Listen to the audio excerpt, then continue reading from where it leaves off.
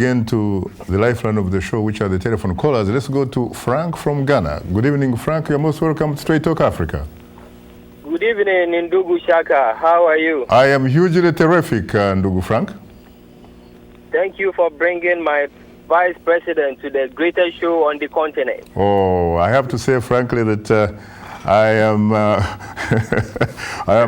guess I am out of words. That's a great compliment, Shaka. I can say frankly that, you know, I am profoundly honored and exceedingly humbled for your compliments, Frank.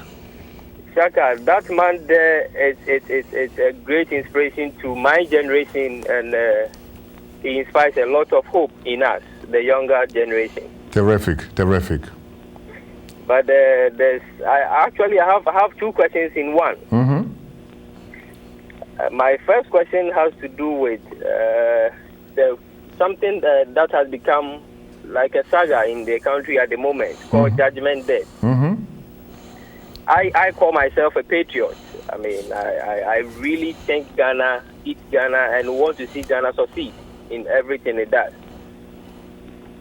So when there are things done to affect the public purse, it hurts me directly. And this Judgment Day, I think, has become like an albatross on the neck of this government, which is not good. It's making the government unpopular. I want to pick the thought of my vice president on this issue, which has seen a lot of casualties, starting from the former Minister for Justice, Attorney General, who was the first casualty, who is even now waging the crusade to retrieve the monies back.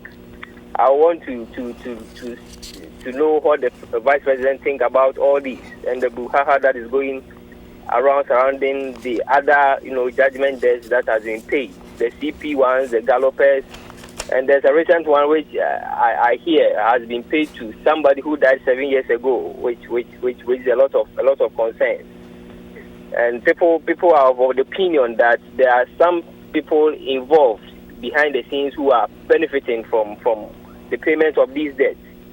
Well, what hurts me, Shaka, is the second question, which, I mean, on daily on our screens, you see people advertising for benevolence, people to donate money to take care of children and the elderly, most of whom requires not less than 1,000 Ghana cedis to undergo a life-threatening operation, and they can't even raise that kind of money.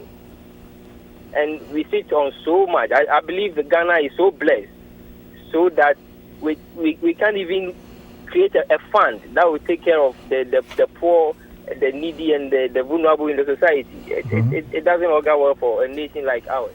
I want to pick the Vice President's thoughts on these few questions. Thank you very much. Judgment Day, I suppose, is alluding to corruption.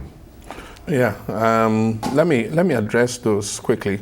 I would prefer to address them locally because these are issues related to Ghana. We're talking to Africa. Mm-hmm. I would have thought that we'll concentrate on the book, but I mean, I'm always ready to speak my mind. I think that the judgment debts are a crystallization of a period in our development. After the NPP came into power in 2000, mm-hmm. there were several contracts with various companies and things for all kinds of services and roads and all that they abrogated. And the companies, international companies, foreign companies, local companies went to court. Mm-hmm. And so we come back into power and there's a crystallization of a lot of those debts. And so the government has to decide, what do you do? Do you contest them? Do you settle? Mm-hmm. And previously, we had no rules by which the Attorney General operated. And so the Attorney General used his discretion to decide, I want to settle in this case, or I want to pursue the case in court. Mm-hmm. And everybody assumed that, the Attorney General is a lawyer, and the Attorney General can take those decisions.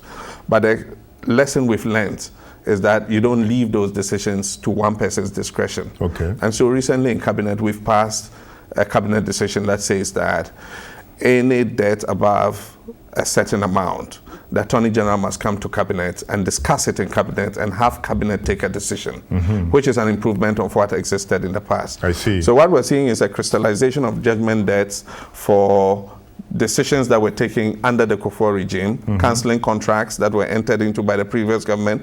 What it teaches us as a nation is that, one, we must enter into contracts very carefully and very thoughtfully.